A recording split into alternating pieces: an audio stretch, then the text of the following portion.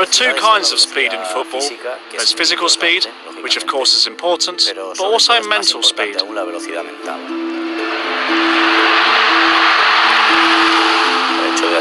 When you set up a goal, you feel like you've done something big, like you're an integral part of the game.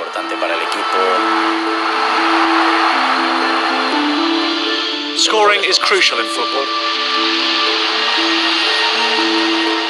But playing the pass that leads to a goal is really fulfilling. For me, it's a truly unique feeling.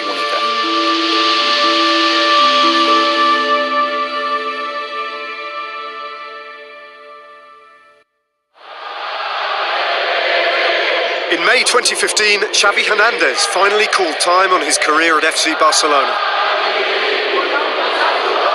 After nearly a quarter of a century spent at the Catalan Giants, Xavi said goodbye to the club with whom he had conquered the footballing world. It was an emotional farewell for a man that helped Barcelona become one of the greatest teams of all time. And for Xavi, it was the culmination of a long and distinguished career that began many years before in Terrassa, in Catalonia.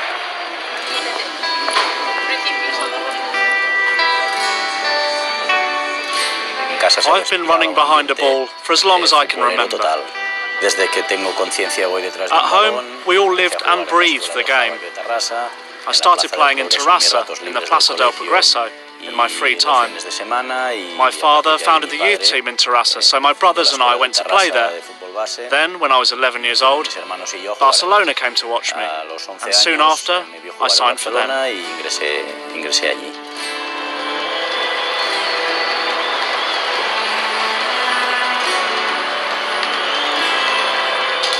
I remember the first time I went to the Nou Camp. The whole family went. I fell in love with Bernd Schuster. He was different. He had this blonde hair, and he was the one who switched the play in midfield, hitting these 30 or 40 metre passes, which you didn't see much in football back then. I really liked the way he played. Then when I was 11 or 12, the club's coaches, Joan Villa and Albert Benages, told me to watch Pep Guardiola. At that time, Guardiola was playing in the first team in Johan Cruyff's dream team. Everything I was telling Xavi about his positioning and his style of play was perfectly reflected in Guardiola. One day, I asked Guardiola to come and watch our training session so that he could see Xavi. Afterwards, when we'd finished, he came over to me and told me that he himself had better watch out, because Xavi was going to take his place in the first team. Barca was a fantastic football academy. They made you understand the game, not just to play and compete, but to really understand football. It was a clearly defined system, a philosophy that's based on keeping the ball, taking the initiative, and playing attacking football. That was the famous Barca DNA, and everyone just soaked it up. In 1998, aged just 18, Xavi broke into the Barcelona first team and scored on his debut in the Spanish Supercopa against Mallorca. El xut terrible del Xavi Hernández i el primer gol oficial de la temporada del Barça. That season, he helped Barca win La Liga under Dutchman Louis van Gaal. Playing alongside international stars such as Frank de Boer, Luis Figo, Rivaldo and Patrick Kluivert, Xavi proved a sensation, being named La Liga's Breakthrough Player of the Year. He had this easy way of playing. He kept it simple, moved at almost walking pace, and as soon as he got the ball, he knew exactly what he was going to do with it. At first, Xavi appeared to be physically weak, but in fact he never was. He was small, but he wasn't weak. As a smaller player, you have to be more intelligent, more streetwise, and show other qualities. His intelligence on the pitch has always been far more important than his physical attributes. Van Gaal was the one who said, I see everything in this young kid, Xavi Hernandez, and I'm going to put him in the team immediately. And what's more, you're good enough, and therefore I don't care about your age. It's always hard when you step into something new, but they gave me a great welcome in the dressing room, and I was surrounded by people who also came through the ranks. We won the league that year, and I've got great memories of Van Gaal. He was a great kid, and we knew he would do well in life and go on to become a great player. He was very important to our success at Barcelona that season, and he became a top footballer, known the world over.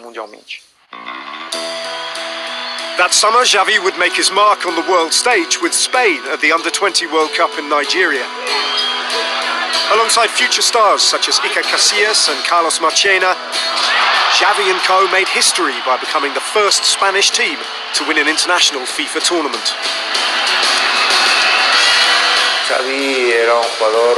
Xavi was a player who had great positional sense on the pitch. He was a natural leader in any team. He had great mobility and rarely lost the ball.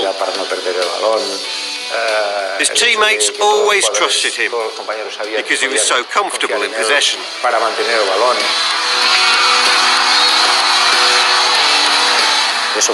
That was a real turning point, where we showed we had a good generation of players in Spain. We won a lot of games at that Under-20 World Cup, such as beating Japan in the final, and a Brazil team with Ronaldinho. We banged our fist on the table and showed everyone that we had a generation good enough to win big things. Back at the Nou Camp, Xavi soon cemented his place in the Barcelona starting 11. But problems off the pitch soon led to disharmony on it. In 2003, the club had one of its worst La Liga seasons in living memory and failed to qualify for the Champions League. Very quickly, Xavi found himself the scapegoat for Barca's downturn in fortunes. When you talk about the levels of criticism that Xavi had to sustain around the time when the club couldn't make up its mind about its playing philosophy, couldn't make up its mind about who was the adequate coach for them, what Xavi was a local guy not made good at that stage.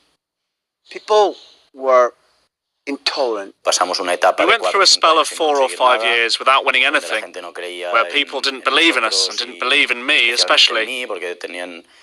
There was this tendency to keep changing our system of play. It was difficult, but we got through that bad spell. Xavi did what he had to do.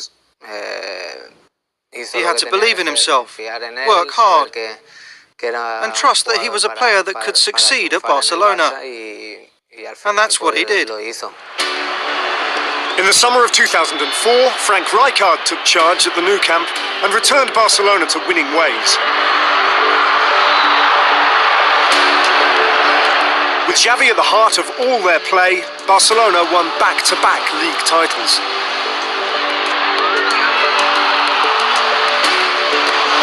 In 2006, Barca won their second European Cup, and although Xavi would miss the final against Arsenal through injury, it was the start of a new golden era in the history of the club.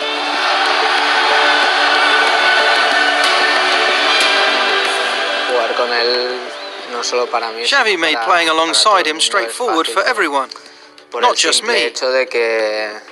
He made the difficult things look simple, and that's not an easy thing to do in football. He knew exactly when to pass the ball and when the striker was available to receive it. When Xavi was on the pitch, the match revolved around him. He knew how to manage the tempo of the game and knew what the team needed at every moment, whether to inject pace into the play or whether to keep control of the ball. He was a very intelligent player, but also worked tirelessly in midfield. What stood out for me was that it didn't matter what ball was fired into him. He would always control it and then make a good pass.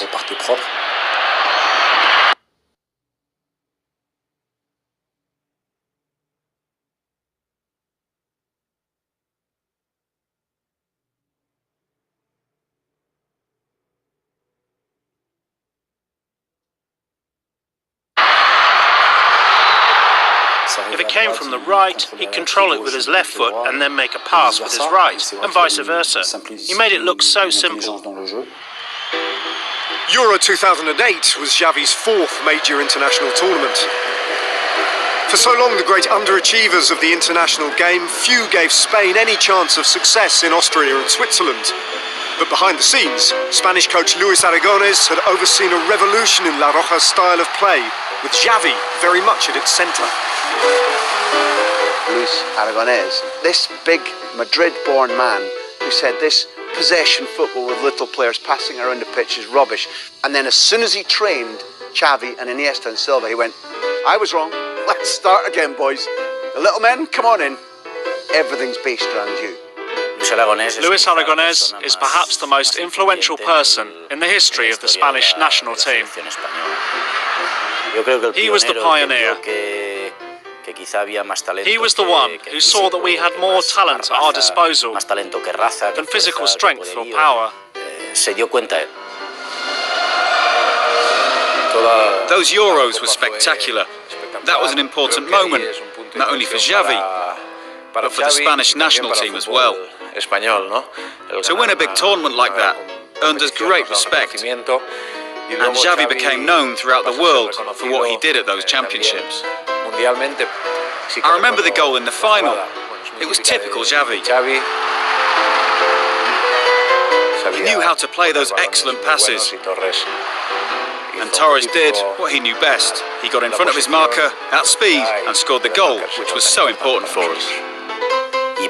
That's where everything began.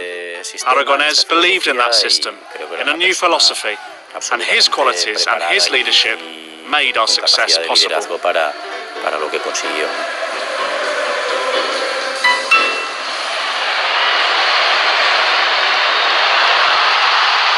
Barcelona's style of play would be transformed following the arrival of Pep Guardiola as coach in 2008.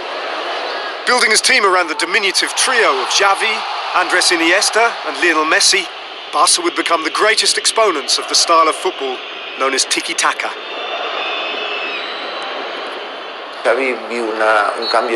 Xavi underwent a big change after Euro 2008 when Pep became coach.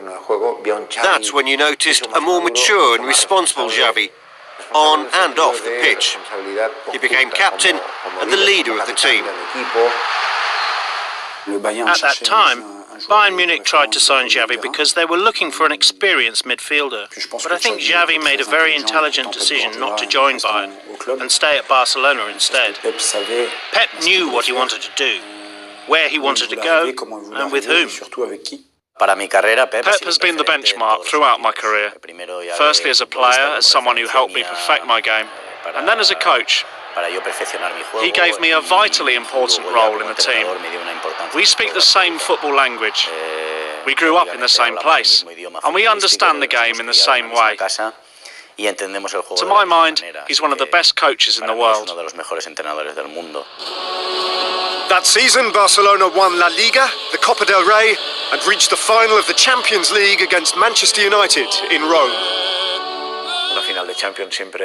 You always dream of making it to the Champions League final.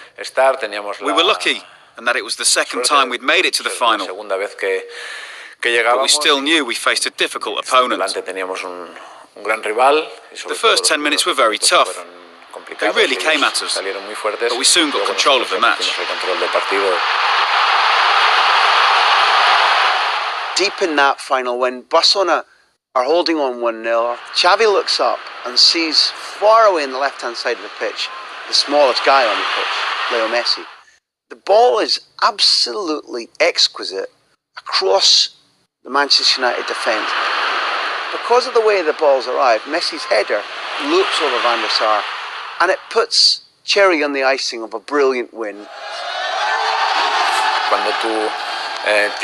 When you reach a final and you're injured and forced to miss it, you never know if you'll get another chance. But luckily Xavi did. He deserved to win that Champions League, and we were all really happy for him. The 2010 World Cup was a watershed moment for Spain and Xavi Hernandez. Twice before, in 2002 and 2006, Xavi had been part of a Spain team that had disappointed on the world's biggest stage. Now under Vicente del Bosque, South Africa 2010 offered La Roja their greatest chance at redemption. We didn't start the World Cup well. We lost to Switzerland, which made us hesitate somewhat. But we stuck to our guns and our philosophy. Even if we didn't really start playing to our full potential until the Portugal game in the last 16, from then on, Spain really started to perform well. Playing in the centre of midfield, he had a great influence on how the team played as a whole. So he's been a pivotal figure for us, vital. Xabi Alonso, Sergio Busquets, Iniesta, David Silva, Fabregas, they've all been important, but Xavi has always been the central axis of the team. Players like Xavi really make a difference. They have a clear mind, and they always make the right decisions at the right time. We had to really fight against Paraguay in the quarter-final, and then we had a great game against Germany in the semis. The day before the semi-final, when we were analysing Germany, we said to the coach that we should try this corner that we'd worked on. He said go for it. So then in the second half, Xavi crossed it perfectly, and it turned out exactly as we'd hoped.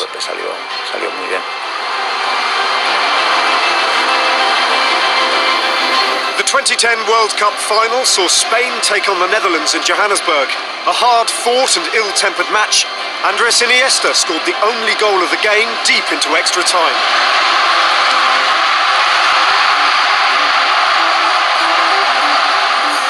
Xavi and Spain were world champions.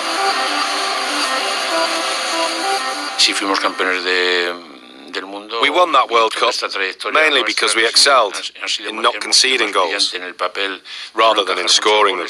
And for me, this had a lot to do with Xavi and the way he orchestrated the game from the centre of midfield. In South Africa, we felt like we could beat anyone. And we had a real confidence out there on the pitch. Despite not having the best of starts, it was a great World Cup. Having turned 30, Xavi was now one of the most decorated footballers in Spanish history. A World Cup and European Championship winner, 5 times he had won La Liga and twice the UEFA Champions League. Another league title followed in 2011, and that same season saw Barcelona reach another Champions League final, on the way defeating arch-rivals Real Madrid in a semi-final memorable for a masterclass in passing and possession from Xavi Hernandez. Playing against Madrid was always special for a lifelong culé, someone who's Barcelona through and through. Madrid are the eternal rivals, and they are always special games with an extra edge to them. I'm happy and proud to have beaten them in many crucial and important matches, especially that one in the Champions League semi-finals. We then had another great chance to win the Champions League. We played really well. I think it was one of our best ever performances, and Xavi was vital to our success. He controlled the game. We always wanted to keep possession, and if there's anyone who decides that on the pitch, then it's Xavi. Xavi's movement and pass at Wembley, this mythical stadium where Barcelona won their first European Cup, broke that game, gave Pedro a goal on a plate, and it was just a little indication of his footballing genius. That final against Manchester United at Wembley, I remember being told that in the 60th or 70th minute, Rooney went up to Xavi and said, "Please don't humiliate us anymore. You've already won. Take it easy." It was classic Barcelona, and the architect was definitely Xavi.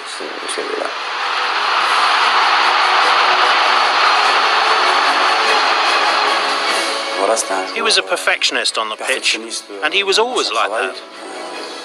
That match was like a summary of his career. He was a pivotal player, as always, and didn't get involved in any issues. He transmitted his passion to his teammates, and was comfortable both technically and tactically. That's what made his performance so beautiful. More success would follow. Spain went into Euro 2012 looking to claim their third consecutive major international trophy, a feat never achieved before. La Roja swept all before them in Poland and Ukraine, thrashing Italy 4-0 in the final in Kiev. Once again, Xavi's skills shone on the biggest stage, having a hand in all 4 Spanish goals and providing yet another sublime pass for Spain's second.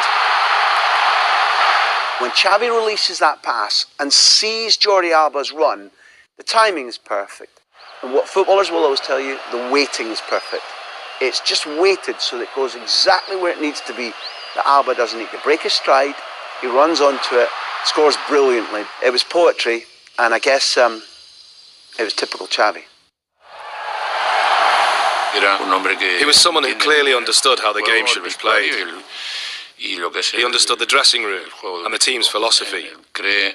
He brought the same ideas he had at Barcelona to the national team, and it shows in the way both teams play in a very similar fashion. In 2013, Xavi picked up his 7th league title, and 2 years later announced that he would be leaving the club at the end of the season. In his final year, he helped Barca to La Liga, the Copa del Rey, and the UEFA Champions League. It was a remarkable treble by one of the greatest teams ever to play the game. People forget, but it took a long time for that amazing generation of players to come together. Players like Puyol, Iniesta, Messi, Busquets, Pedro, all at a slightly different age, but playing together and winning so many things. We achieved so much, and we proved we were one of the most successful teams of the last decade. To see this guy who spent the first 6 or 7 years at Barcelona winning 2 trophies, finishing with nearly 25 trophies. Although the club saw him off brilliantly, the fans applauded him out of the country, the best thing was to see his work come to fruition with a second treble. Every player dreams of having a send-off where you feel appreciated and cherished for all you did. Xavi's farewell had this, supported by all the people that had been there with him since the early days, during the good times and the bad, and having won the treble, it was a remarkable and unique send-off from Barcelona. After 869 appearances, Xavi's farewell was a fitting tribute to a man who, more than anyone else, made Barcelona what it is today. It's not goodbye, it's see you later. Long live Barca and Catalunya.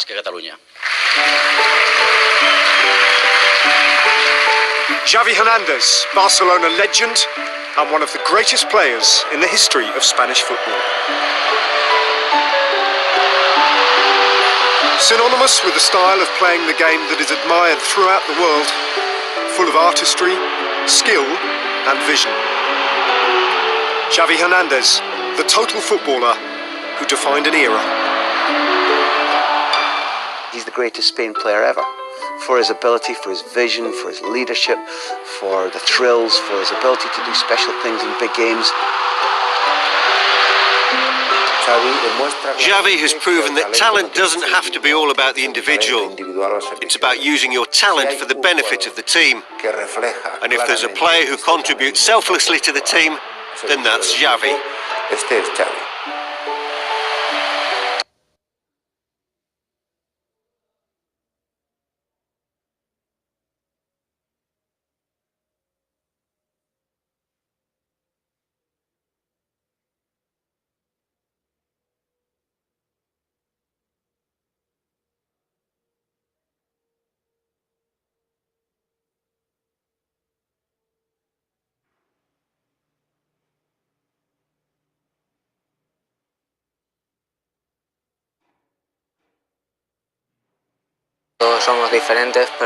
We are all different, but without doubt Xavi was one of a kind.